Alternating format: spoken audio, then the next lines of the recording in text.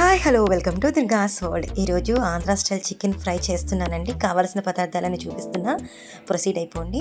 ముందుగా చికెన్ని శుభ్రంగా కడుక్కొని ఉప్పు, పసుపు, గరం మసాలా, పెరుగు వేసి మ్యారినేట్ చేసి పక్కన పెట్టుకున్నానండి. స్టవ్ ఆన్ చేసుకొని బాండి పెట్టుకొని ఉల్లిపాయ, పచ్చిమిర్చి కూడా వేసుకొని అల్లం వెల్లుల్లి పేస్ట్ వేసుకొని వేగనిచ్చిన తర్వాత జీడిపప్పు కూడా వేసుకొని మ్యారినేట్ చేసుకున్న చికెన్ కూడా వేసి పూర్తిగా వాటర్ అంతా పోయే వరకు మగ్గనివ్వండి. అలా మగ్గిన తర్వాత రెడీగా చేసుకున్న స్పైసెస్ అన్నీ ఇలాగ దూరగా వేపుకొని పౌడర్ చేసుకొని ఆ ఫైన్ పౌడర్ని, కారాన్ని కూడా వేసుకొని మెత్తగా చికెన్ని ఉడకనివ్వండి.